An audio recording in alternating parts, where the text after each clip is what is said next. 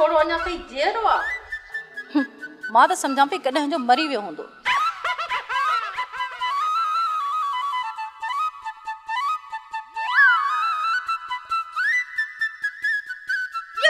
हाय अल्लाह, केॾी न घर में दब आहे। ख़बर नाहे इहा माई अलाए कीअं दब वारे घर में रहे थी। माई कल्ह को ॾींहुं आहे, तूं हितड़े लेथड़ियूं पाए वई आहीं। चाचा ॿुधो कोन अथई त हिन जहिड़ी टरड़ीअ कंहिं बादशाह सां शादी कई, जॾहिं पहिरियों माइटनि मोकिलियोसीं त ॾिसी चयाई ये मेवा कहाँ का है। हाँ मां सड़े खां माई, तूं अञा अलाए घणा मिसाल ॾिनी आहे। माई तूं रुगो इहो ॿुधाए, हिते तूं असांजे फटनि जे मथां लूण बुरकण छो आई आहीं? मुंहिंजी जीजा तव्हां वटि न आई, ॻोठ में यतीमनि ऐं ग़रीबनि खे ज़कात जा पैसा विराइण लाइ आई आहे। इन करे मूं जीजा खे मिंथ कई त हिन घर में बि वीचारा ग़रीब बुखनि ते पियल आहिनि, इन करे जो हिननि खे बि 2 रुपया ॾियूं हा। इन करे जीजा हिते आई आहे, न त कोन अचे हा। मिठी पर्स ॾे।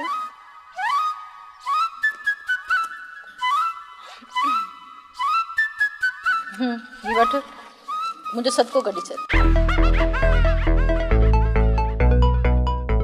जीजा ही नोट कंहिंखे ॾियां, बुखी खे ॾियां या बुखे खे ॾियां?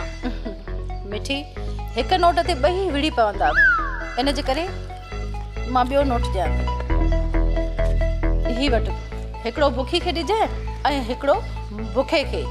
मूंखे त इहा ख़बर आहे त मुंहिंजे ख़ैर जी दुआ कॾहिं कंदा कोन, पर पोइ बि गुज़र सफ़र करण जे लाइ कुझु हुननि वटि पैसा हुजणु घुरिजे।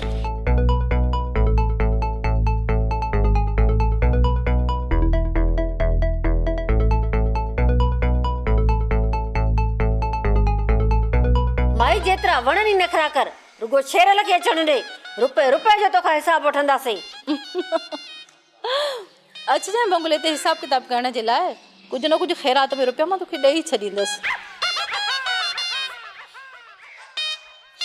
ॾाढी थी स्मेल आहे। मिठी छा तोखे था बदबू नथी अचे? हा जीजा वॾी बदबू आहे हिते। मिठी हाणे मूंखे हलणु घुरिजे, हाणे मूंखे हिते वधीक न रहणु घुरिजे। शाबस आहे हिन ग़रीबनि खे जो अहिड़े बदबूदार माहौल में रहिया पिया आहिनि। मां त हिकु राति बि हिते न रही सघां, मुंहिंजो साह बि साटिजी वञे। हल मिठी पाण हलो।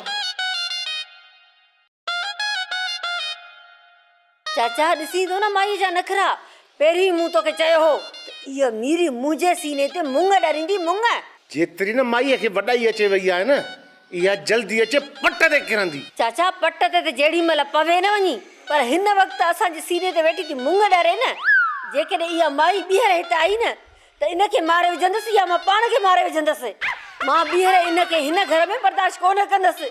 मुंहिंजी हिते आई आहे सीट जी मूंखे साड़ण जे लाइ। बंगले में माईअ खे वेहण अचे कान थो, हिते भॻी बीठी आहे मूंखे साड़ण जे लाइ। भागी के जाइ जी मलूका अञा मुई न आहे। इहो राज मां तुंहिंजो घणो वक़्तु हलणु कोन ॾींदसि मीरी।